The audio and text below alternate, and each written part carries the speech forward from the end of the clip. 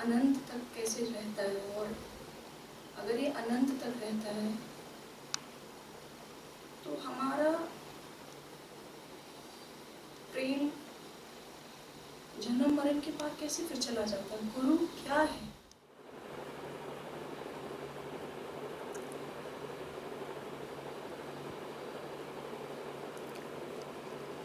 सवाल का जवाब पाने की जो आतुरता है ना, सवाल जहाँ पहुँच जाना चाहता है और जहाँ पहुँचकर शांत हो जाना चाहता है, उसी का नाम गुरु है। अभी आपने प्रश्न पूछा, प्रश्न आपने किस लिए पूछा? ताकि प्रश्न का समाधान हो जाए, है ना, है ना? उसी समाधान का नाम गुरु है। हम नख से लेकर शिख तक समस्या हैं। ये देह क्या है? एक समस्या है। हमारी पूरी हस्ती क्या है? एक समस्या है।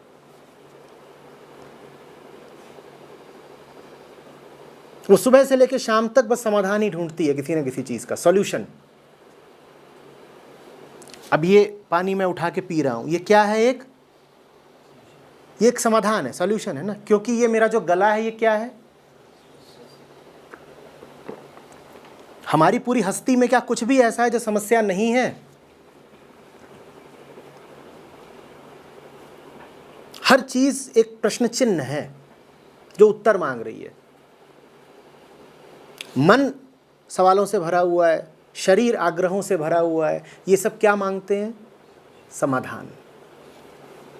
गुरु समाधान के उस बिंदु का नाम है जहाँ समस्याएं खत्म हो जाती हैं। हम सबको वही चाहिए। इसीलिए जिन्होंने कहा है उन्होंने समझाया है कि गुरु किसी व्यक्ति इत्यादि का नाम होता ही नहीं है।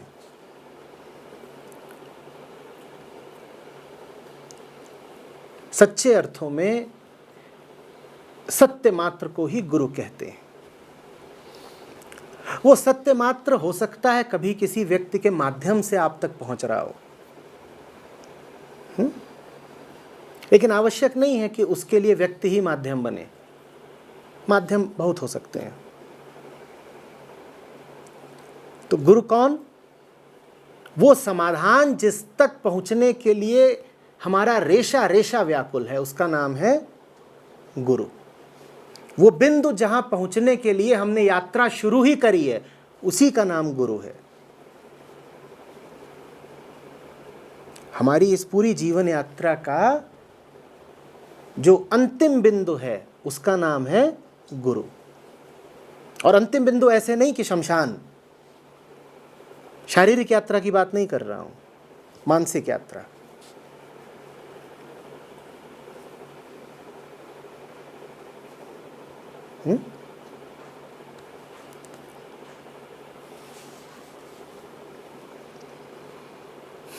गुरु प्रेम क्या होता है?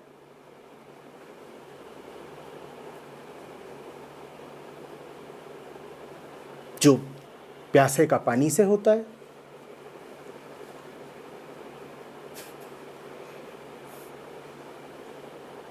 जो भूखे का रोटी से होता है।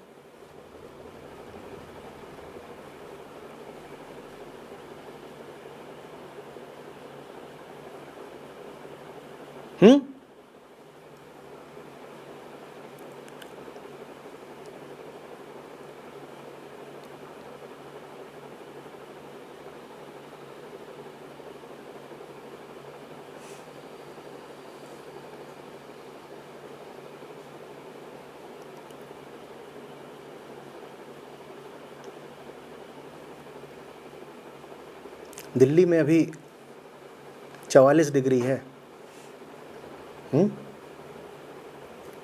इतना तो हम जानते हैं ना कि जब जल रहे हो सूरज की गर्मी से, तब भागते हो शीतलता की ओर, पर्वतों की ओर।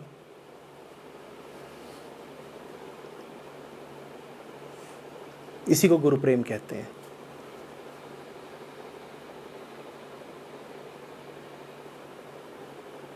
पूरी हस्ती जल रही हो,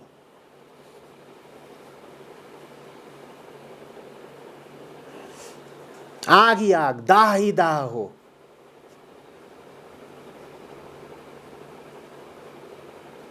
तभी ठंडा झरना मिल जाए।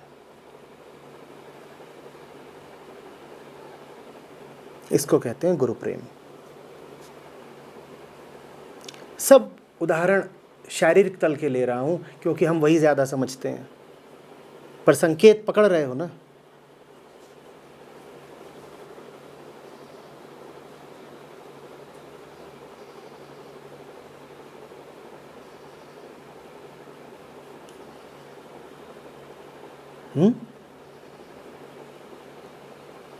कभी हुआ ऐसा, कहीं से दूर से चले आ रहे हो, गर्मी है और प्यास भी लग रही है और पसीना भी बह रहा है,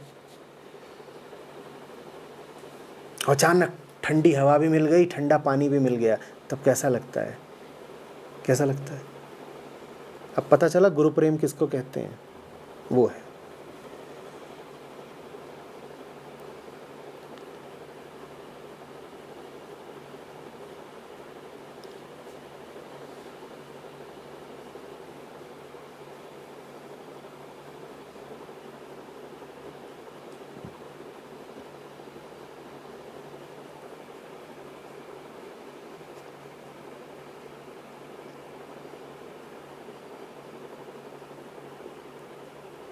अनंत तक कैसे जाता है?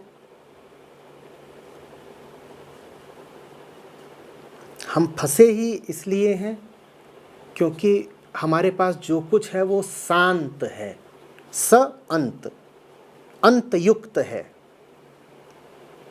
और जो कुछ भी अंत युक्त होता है, शांत होता है, वो हमें भाता नहीं क्योंकि वो खत्म हो जाता है। जो भी चीज़ पकड़ो, जिस भी चीज़ के साथ दिल लगाओ, वो खत्म हो जाए तो कैसा लगता है? फिर बुरा लगता है ना। यही समस्या है। इसी समस्या के समाधान को अनंतता कहेंगे। अंत युक्तता का अंत कहलाएगा अनंतता। हमारा जीवन अंत युक्तता से परिपूर्ण है।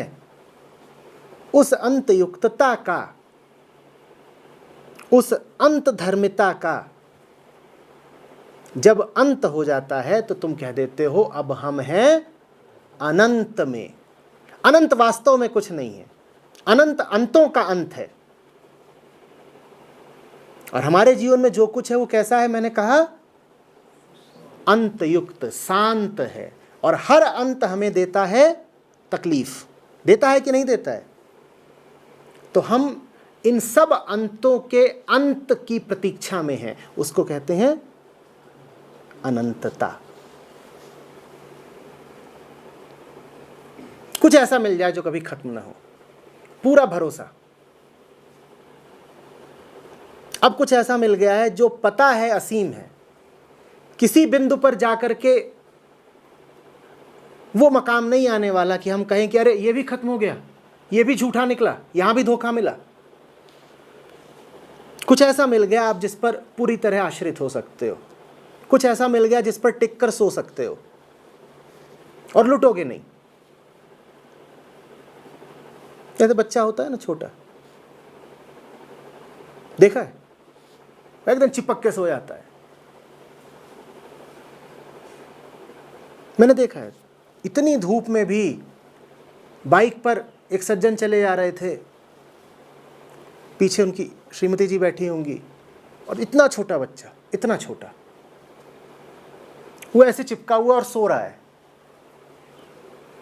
मुझे ताज्जुब हुआ। मैंने कहा इतनी गर्मी और उसमें भी बाइक चल रही है, 40 डिग्री की हवा इसको लग रही होगी, वो 2-4-6 महीने का रहा होगा।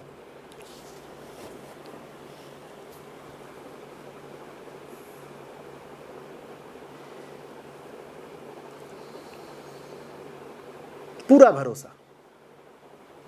कुछ ऐसा मिल गया है जिसको लेकर आश्वस्त है कि ये कभी खत्म नहीं होगा, धोखा नहीं देगा।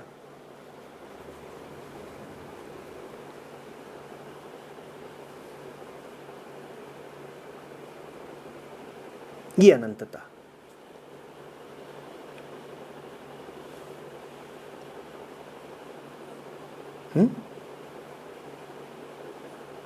अनंतता नहीं मिली तो फिर सतर्कता और तनाव रहेगा, कहीं कुछ गड़बड़ ना हो जाए, कहीं इस किस्से का भी अंत ना हो जाए।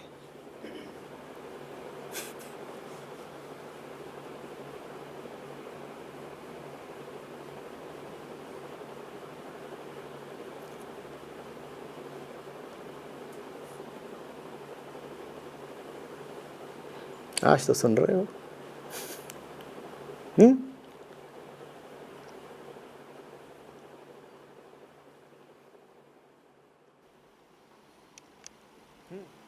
आचार्य जी, ये क्वेंच जो प्रेम की होती है, पिपासा, ये क्या कभी बुझती ही नहीं है कि ये चलती ही रहनी चाहिए? तो उसमें वही असली मजा है। बुरी लग रही है क्या कि बुझा दें? नहीं नहीं, चलने दे।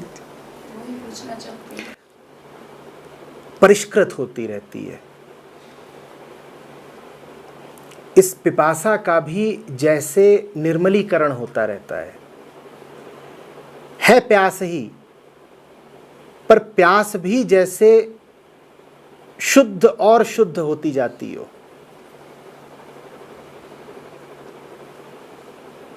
प्यास हमेशा किसी विषय की होती है ना, ये वो बदलता जाता है, बदलता जाता है और बेहतर होता जाता है। तो कहने को तो आप पहले भी प्यासे थे और साधना के मध्य में भी प्यासे हैं, और हो सकता है साधना के अंत में भी प्यासे ही हों, लेकिन प्यास का विषय बदल गया।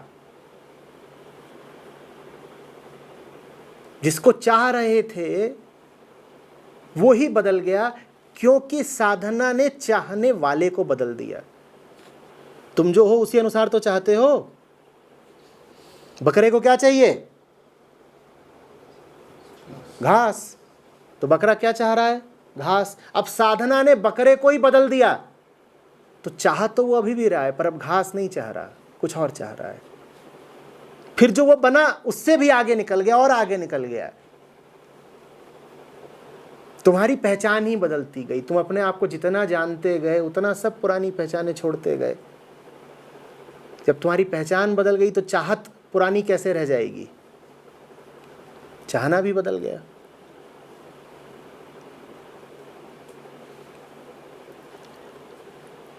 अभी ये मत मांगिए कि एक दिन ऐसा आए जब चाहना बंद हो जाए। अभी तो प्रार्थना करिए कि चाह तो रही है, पूरा जीवन इच्छाओं की ही कहानी है। सही की इच्छा करें, सही कामना करें।